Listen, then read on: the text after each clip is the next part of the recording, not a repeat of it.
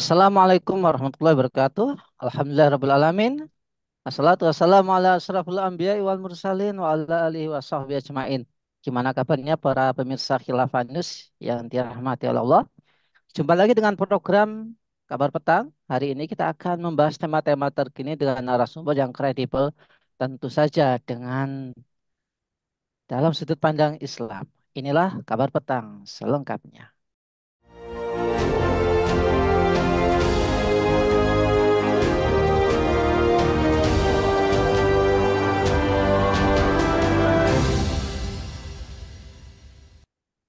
Pemirsa, jabatan kepala desa telah disepakati ya, oleh Badan Legislasi, DPR, dan Menteri Dalam Negeri dalam pembahasan tingkat satu revisi Undang-Undang tentang desa menjadi 8 tahun. Maksimal 2 periode secara berturut-turut atau tidak secara berturut-turut. Ketentuan pasal 39 Undang-Undang Desa Nomor 6 Tahun 2014 ini berkurang dari kesepakatan rapat pleno pengambilan keputusan di Balik pada Juli 2023 lalu. Hmm. Yang mengusulkan supaya masa jabatan kepala desa menjadi 9 tahun. Paling banyak 2 kali masa jabatan secara berturut-turut atau tidak secara berturut-turut. Namun dibandingkan Undang-Undang Nomor 6 Tahun 2014 ada penambahan masa jabatan. Sebab dalam ketentuan lama yaitu pasal 39 berbunyi masa jabatan kepala desa hanya selama 6 tahun. Meski dapat menjabat paling banyak 3 kali masa jabatan secara berturut-turut atau tidak secara berturut-turut. Apakah perpanjangan masa jabatan kepala desa ini adalah solusi atau masalah? Revisi Undang-Undang Desa apakah merugikan rakyat? Apakah kepala desa berpotensi menjadi tirani? Untuk membahasnya, kami terhubung dengan Direktur Pamong Institut, Bung Wahyudi Almaroki. Assalamualaikum, Bung Roki. Waalaikumsalam warahmatullahi wabarakatuh, Kang Nanang. Alhamdulillah, gimana kabarnya, Bung? Alhamdulillah kabar baik dan tetap semangat. Ya, ngomong-ngomong soal kabar baik, ini ada kabar baik bagi para kepala desa. Ya, ada kabar bahwa beberapa terakhir di Gedung Dewan Perwakilan Rakyat, tuntutan para kades ini dikabulkan. Masa jabatan kades diperpanjang menjadi 8 tahun dengan batas maksimal 2 periode. Demikianlah keputusan dari Kemendagri. Nah, apakah menurut Bung Rocky ini kabar baik? Apakah dapat membuat kepala desa menjadi ya tirani baru? Silakan, Bung. Iya, sebelumnya saya menyapa dulu para pemirsa Khilafah Channel dimanapun berada. Semoga semua dalam keadaan sehat dan mendapat rezeki yang berkah dari Allah Subhanahu Wa Taala. Kang Nanang, ini kan kabar baik dan kabar buruk ini tergantung perspektif siapa. Bagi kepala desa tentu ini kabar baik ya. Walaupun ini belum final kan, kategorinya belum disahkan undang-undangnya. Walaupun sudah disepakati dalam tingkat satu di tingkat balik ya antara DPR dan Menteri Dalam Negeri. Tinggal mungkin kapan ketuk palu untuk diplenokan disahkan. Tapi intinya sudah disepakati kan gitu kira-kira. Nah kalau kita lihat disepakati, ini ada penambahan masa jabatan yang awalnya 6 tahun menjadi 8 tahun eh, dikali 2 periode maksimal. Walaupun di pasal 39 yang lalu kan 6 tahun kali 3 ya. Jadi kalau dari segi hitung-hitungan waktu sebenarnya sudah berkurang dalam akumulasinya, berkurang dari 3 kali 6 menjadi 2 kali 8. Selisihnya hampir sama. Kalau yang lalu itu bisa sampai 18 tahun, kalau kali ini hanya 16 tahun. Hanya rentang waktunya jadi lebih panjang. Kalau undang-undang lama eh, 6 tahun bisa dipilih kembali dalam waktu 3 kali. Tapi kalau sekarang kan hanya 2 kali dipilih, bisa berturut-turut, bisa selang-seling. Tapi waktunya jadi lebih panjang 8 tahun. Dari segi kepala desa menguntungkan karena lebih ekonomis. Lebih ekonomis itu dia eh, nanti tunggu 8 tahun kemudian baru dia memikirkan untuk eh, pemilihan kepala desa lagi kan kira-kira gitu. Bagi masyarakat ya makin lama. Harusnya 6 tahun sudah ada pergantian kepala desa atau pemilihan baru. Ini nunggu tambah 2 tahun lagi. Dari segi ekonomi, jabatan lebih menguntungkan kepala desa. Dari segi masyarakat tentu lebih merugikan karena sirkulasi kepemimpinan jadi lebih lambat 2 tahun. Dan sebenarnya kalau dulu ada undang-undang eh, sebelumnya kan 6 tahun sekali. 6 tahun bisa dipilih kembali dalam 3 kali masa jabatan maksimal. Nah, kalau itu kan 18 tahun. Nah, ini kalau sekarang efeknya apa kalau semakin panjang? Ini sirkulasi kepemimpinan jadi lebih lambat. Kalau desa itu mendapatkan pemimpin yang baik, maka kemungkinan akan baiknya lebih lama. Tetapi kalau situasi sekarang ini kepala desanya apa terlibat kasus korupsi, terlibat zalim, terlibat macam-macam, ya mungkin waktunya lebih panjang gitu. Jadi untuk mengubah jadi lebih lama. Jadi kedua ada stagnan kepemimpinan yang mestinya ada pemimpinan yang lebih baru, lebih segar, lebih cepat. Ini bisa nunggu lagi 2 tahun tambahannya lebih lama. Nah, kemudian dari segi potensi untuk terjadi dinasti politik di desa tentu lebih lebih besar. Karena misalnya kalau Kang Nanang jadi kepala desa 8 tahun lumayan itu untuk mengumpulkan resource pendanaan, kemudian juga membangun jaringan, mengokohkan jaringan. Saya pikir itu lebih dari cukup. Jadi begitu 8 tahun dia lebih kuat. Periode kedua dia mungkin tidak perlu membuang biaya kampanye lebih banyak. Dia sudah sangat kuat kekuasaannya dan jaringannya. Nah, yang lebih parah berikutnya kalau dia mencontoh misalnya mencontoh cara-cara Pak Jokowi misalnya. Dia menempatkan anaknya berikutnya untuk kepala desa setelah periode ketiga. Itu bisa lebih panjang lagi gitu. Berarti kalau anaknya bisa 2 tahun lagi, berarti 16 tahun kali dua itu. 32 tahun berkuasa itu. Jadi kalau kita lihat dari konteks ini, sirkulasi kepemimpinan desa akan terhambat. Kita mendapatkan kepemimpinan-kepemimpinan baru yang lebih segar itu jadi lebih lambat. Pemimpin-pemimpin muda kemungkinan nunggu menjadi tua dan kemungkinan juga tidak dapatkan porsi. Bagi para oligarki desa, tentu akan menjadi ajang untuk mengokohkan kekuasaan mereka atau cengkraman ekonomi mereka. Bagi kepala desa yang sudah berkuasa, kemungkinan kuat untuk membangun dinasti politiknya semakin kokoh. Jadi kalau saya lihat semakin panjang masa ini ditentukan, maka semakin peluang untuk membuat politik dinasti di desa itu semakin besar. Dan ini tentu buruk bagi masyarakat dan buruk bagi kader-kader kepemimpinan di desa itu. Begitu Kang Nanang.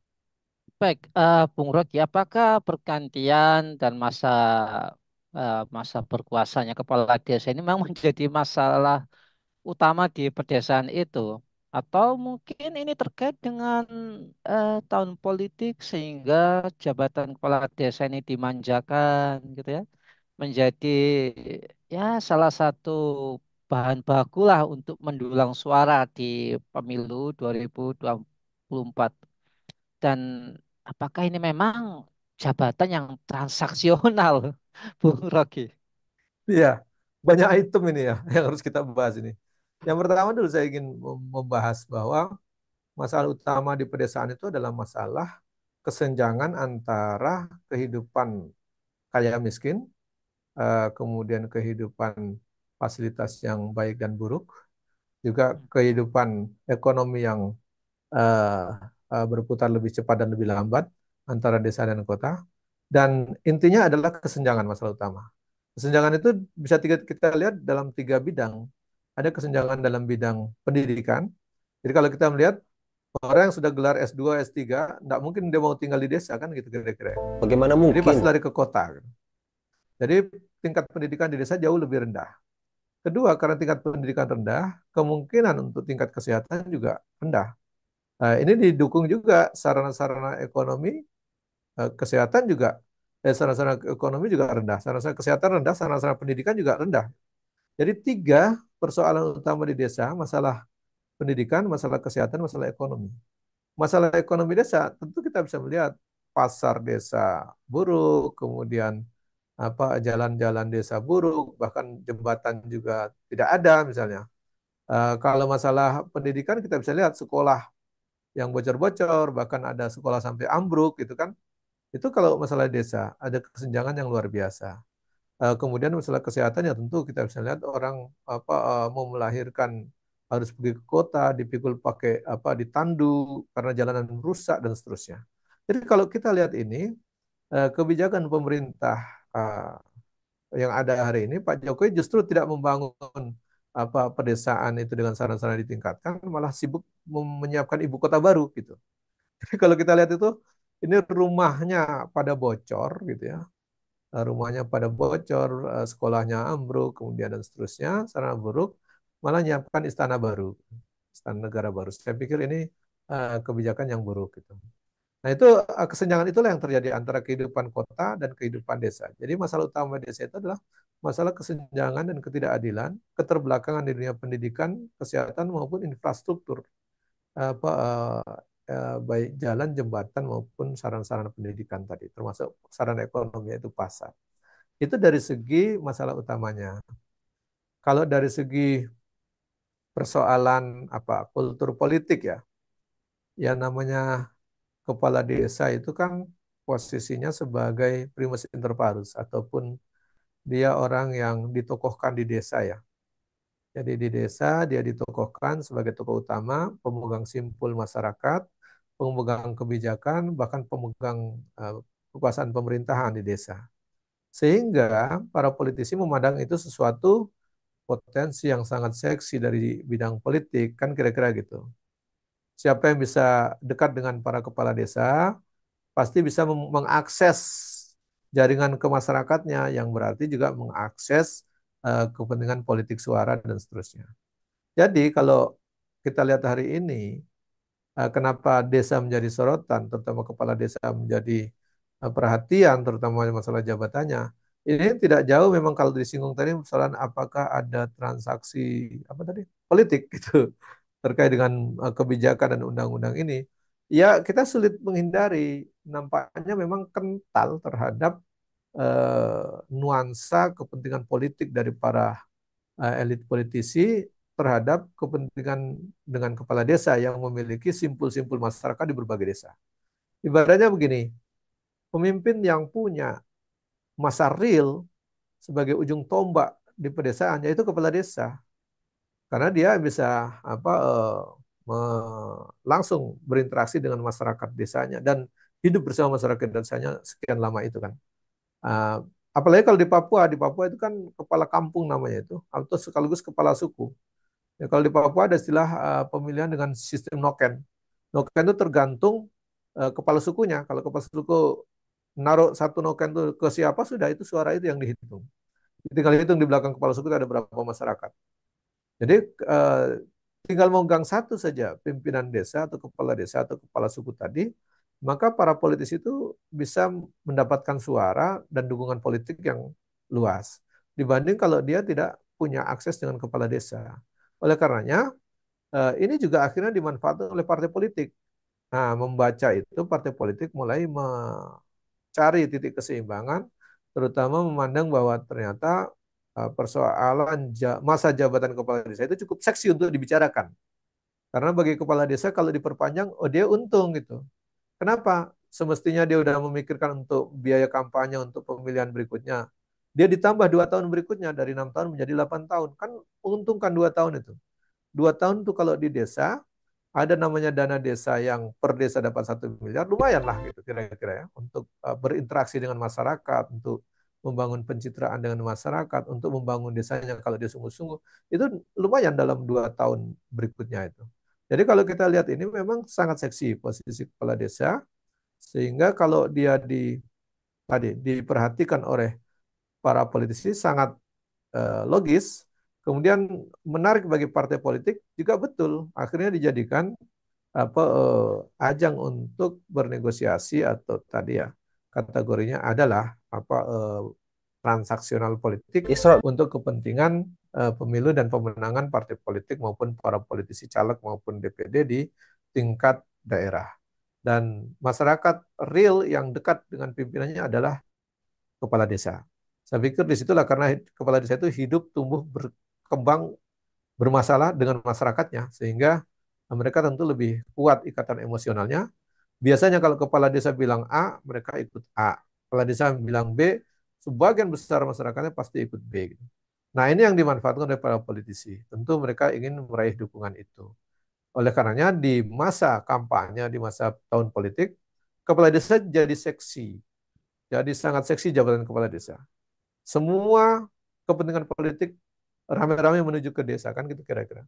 Ya, karena mereka ingin mendapatkan akses dan jaringan di desa tersebut untuk mendapatkan suara bagi caleg, bagi partai politik, bagi DPD maupun bagi capres cawapres. Saya pikir di situ titik krusialnya Kang Nanang. Bung Rocky, bagaimana catatan Bung Rocky soal kualitas SDM, infrastruktur, sistem, serta dana desa, dan potensi korupsi di era demokrasi ini, Bung Rocky? Ya, saya pikir kalau dari segi kualitas SDM, ya tentu berbeda jauh ya antara masyarakat desa dengan masyarakat perkotaan. Kalau dari segi tadi saya sebutkan kualitas SDM dari segi pendidikan saja, ya tentu kalau SD itu masih rata-rata masa pendidikan 9 tahun misalnya. Jadi SD, SMP lah, sampai SMA lah paling banter gitu. Kalau dia udah kuliah, dia udah ngambil S1, S2, tentu dia tidak akan mau tinggal di desa lagi.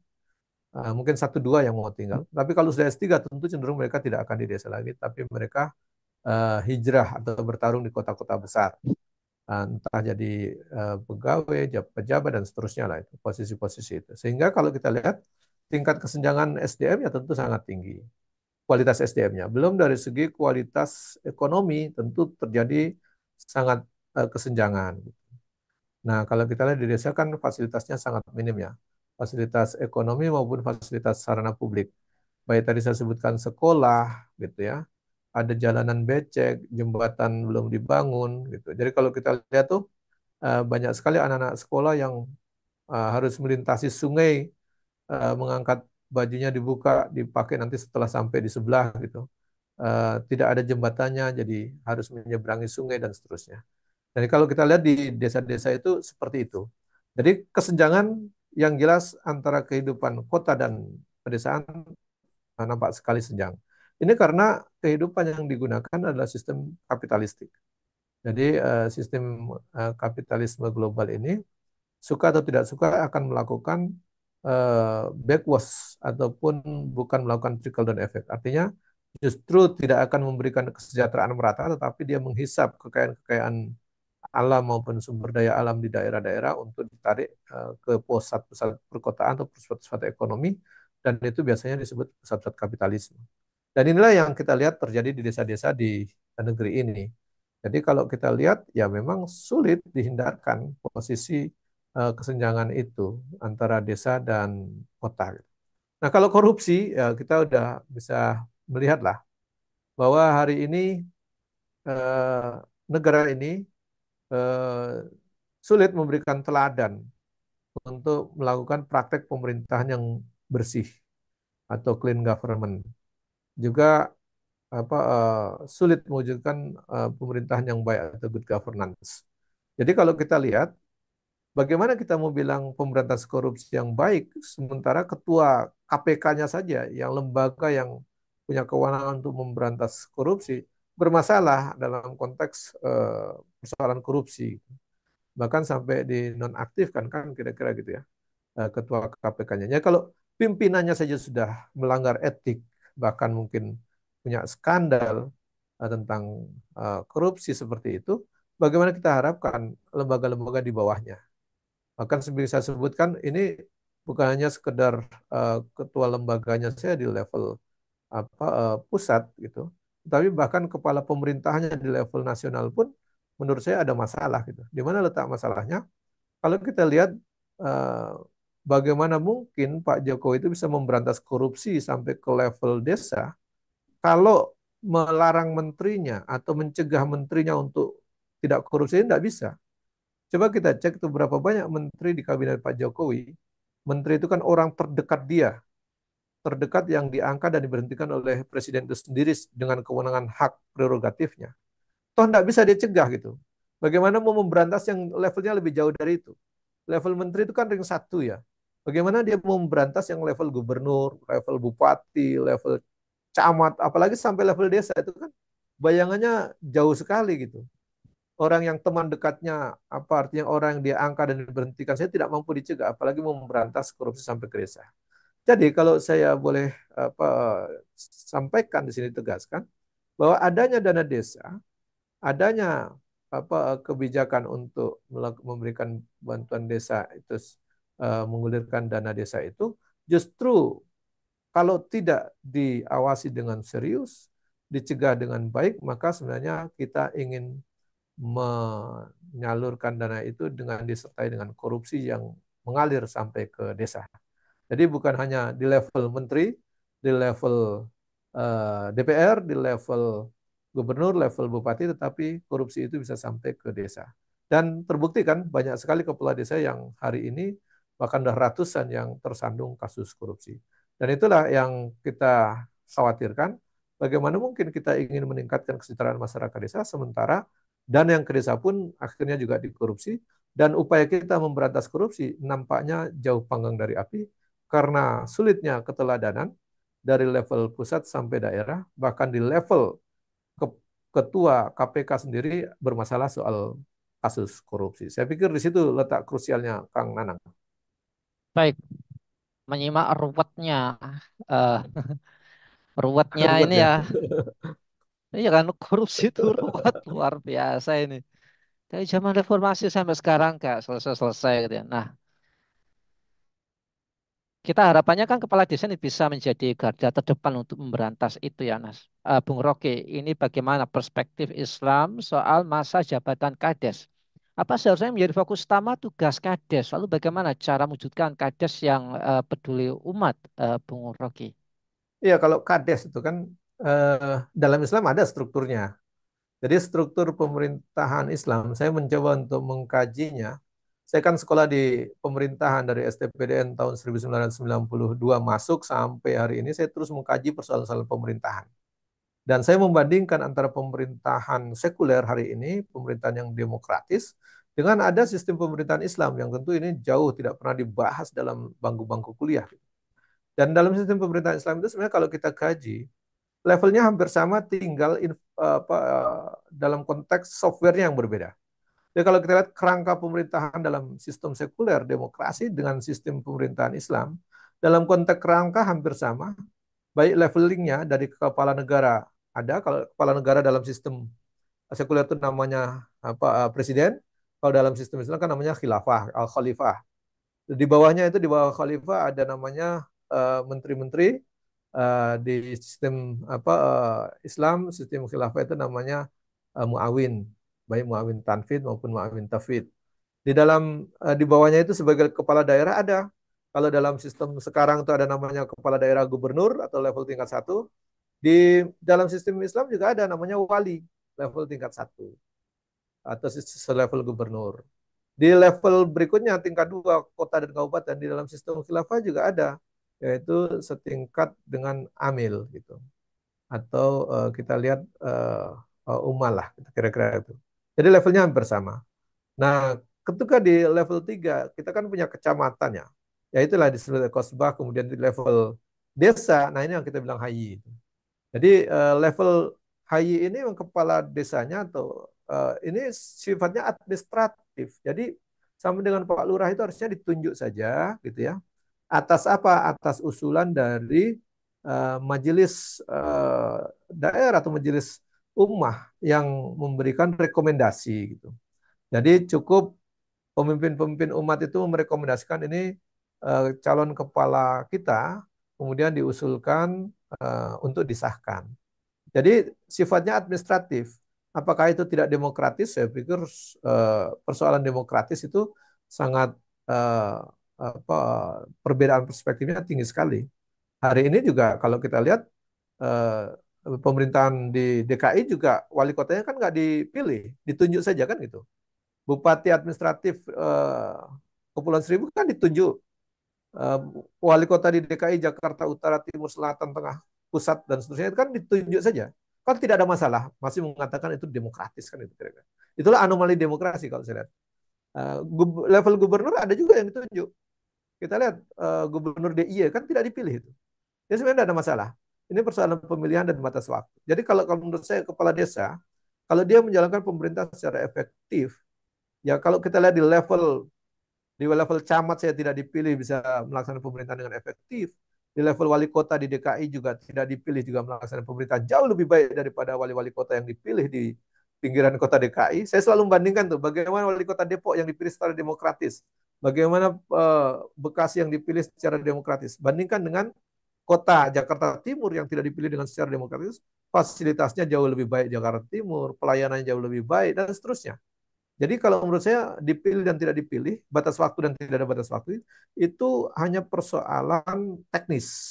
Kapan dia dipilih, kapan dia diberhentikan. Tetapi yang paling penting adalah sistem yang menaunginya dia, bahwa memang harusnya dipilih sistem yang terbaik. Nah kalau menurut saya ada persoalan minimal saya catat ada tiga ya, untuk menciptakan kepala desa yang tadi kalau dibilang yang baik lah, yang kepada umat itu kira-kira ya. Ya kalau kita lihat yang pertama harus diperbaiki adalah masyarakatnya. Masyarakatnya harus dididik, dibina dengan baik supaya punya kesadaran politik yang tinggi. Nah, tentu kalau dalam konteks perspektif Islam harus punya kesadaran politik Islam yang baik gitu. Dan kemudian dia harus akan memilih dan melahirkan kepala desa atau kades yang baik gitu. Dari masyarakat itu yang tumbuh yang baik. Nah, itu bisa muncul dengan baik, kemudian dia dicegah, diperbaiki, dibantu untuk dengan sistem yang baik. Jadi saya pikir masyarakat yang baik, punya kesadaran yang baik, dia akan memilih sistem yang baik dan memilih orang yang baik. Oleh karena konsentrasi melakukan perubahan, harus melakukan perubahan di masyarakat. Cara melakukan perubahan terbaik adalah apa? Dari merubah cara berpikirnya. Dengan begitu, ketika itu yang harus dilakukan adalah dakwah di tengah-tengah masyarakat, merubah cara pikir masyarakat, supaya Pak, supaya bisa memilih dan membedakan mana sistem yang baik, mana sistem yang buruk, mana orang yang baik, mana orang yang buruk, dan mana kepala desa yang baik, kepala desa yang buruk, atau kepala pemerintahan yang baik, kepala pemerintahan yang buruk. Kalau tidak punya kesadaran itu, nanti kepala pemerintahan yang buruk pun dianggap baik. Yang penting bagi-bagi, dianggap baik gitu kira-kira. Padahal buruk dalam prakteknya. Itu terjadi sampai hari ini gitu. Kira-kira begitu. Baik, terima kasih Bung Rocky atas penjelasannya. Semoga ini bisa membuka mata kita semua bagaimana pengelolaan desa dalam pandangan Islam sehingga kita akan menuju Indonesia yang betul-betul makmur begitu. Baik, terima kasih. Semoga Bung Rocky sekeluarga senantiasa dalam perlindungan Allah, keluarga beliau dijadikan keluarga yang sakinah mawaddah warahmah. Amin ya rabbal alamin. Baiklah pemirsa Khilafah News, demikianlah program petang pada kesempatan sore hari ini. Jangan lupa untuk subscribe, like, komen, dan share sebanyak-banyaknya. Semoga menjadi amal kebaikan kita di dunia maupun di akhirat nanti. Saya Nana undur diri. Sampai jumpa di lain kesempatan dan wassalamualaikum warahmatullahi wabarakatuh.